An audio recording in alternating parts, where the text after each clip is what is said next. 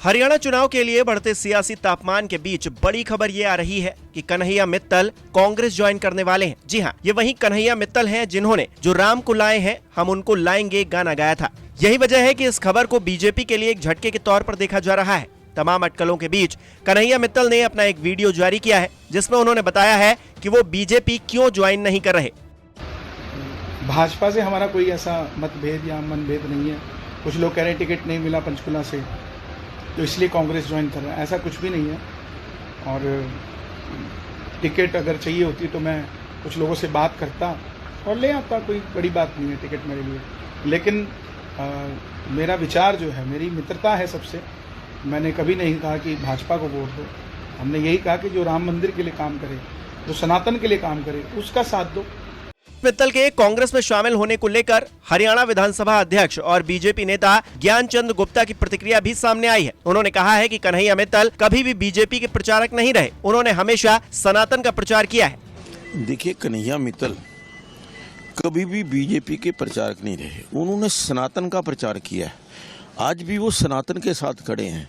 सनातन यानी जो युगों युगों से जो एक धर्म जो है वो चला आ रहा है। तो इसलिए मुझे ऐसी कोई जानकारी नहीं है कि कन्हैया मित्तल कहीं कांग्रेस पार्टी ज्वाइन कर रहे हैं। ये आपके पास खबर होगी, मेरे पास कोई खबर नहीं है।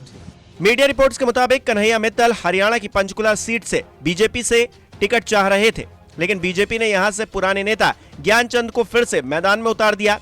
यही वजह है कि कन्हैया मित्तल ने कांग्रेस का रुख कर लिया। हालांकि कन्हैया इस दावे को खारिज कर रहे हैं। अब सवाल यह है कि क्या कांग्रेस कन्हैया मित्तल को चुनाव लड़वाएगी? अगर लड़वाएगी तो क्या वो पंचकुला से ही लड़वाएगी? अगर वो पंचकुला से ही लड़ेंगे तो क्या बीजेपी के लिए परेशानी बनेंगे? ये आने वाले वक्त में पता चलेगा। भाजपा से हमारा कोई ऐसा मतभेद या मनभेद नहीं है। कुछ लोग कह रहे हैं टिकट नहीं मिला पंचकुला से तो इसलिए कांग्रेस ज्वाइन कर रहा है, ऐसा कुछ भी नहीं है।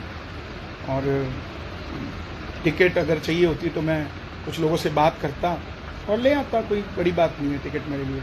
लेकिन मेरा विचार जो है, मेरी मित्रता है सबसे।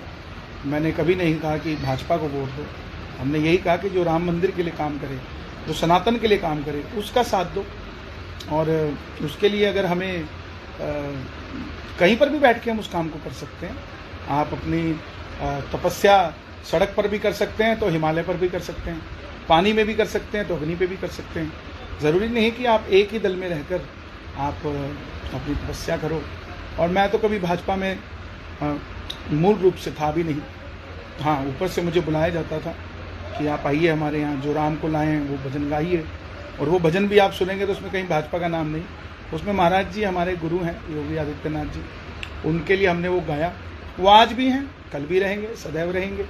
चाहे हम किसी भी दल में जाएं या ना जाएं, उससे कोई फ़र्क नहीं पड़ता। एक माँ के दो बेटे अलग अलग दलों में भी है तो उनकी माँ नहीं बदल जाती। ऐसे ही हमारे गुरु हैं, गुरु रहेंगे। कांग्रेस पार्टी में मेरा जाने का मन है और मैं सेवा करना चाहता हूँ, लोगों का भला करना चाहता हूँ, लोगों का साथ देना चाहता हूँ। और एक मिथ ख़त्म करना चाहता हूँ कि एक ही दल के अंदर आप रहकर सनातन की सेवा कर सकते हैं, ऐसा नहीं है। आप कहीं पर भी हों, किसी भी परिस्थिति में हों, कहीं पर भी हों, आप सनातन की सेवा कर सकते हैं। आने वाले समय में कब ज्वाइन करेंगे, कैसे होगा, क्या होगा, वो मैं आप सबको बताऊंगा, क्योंकि आप सब मेरे अपने हैं। बहुत सारे लोग हैं जो ये कहेंगे कि ये ऐसे क्यों कर दिया, वैसे क्यों कर दिया। तो ऐसा आप उस चीज़ पर ध्यान ना दें, मैं पर्सनली कहूँ। क्योंकि सबसे बड़ा मैसेज मैं यही देना चाहता हूँ कि हम किसी दल के लिए काम नहीं कर रहे थे, हम सनातन के लिए काम कर रहे थे। और जब भी कर रहे थे उसी के लिए कर रहे थे और उसी के लिए करते रहेंगे और उसी के लिए करते हुए। नमस्कार, मैं हूं मानक गुप्ता।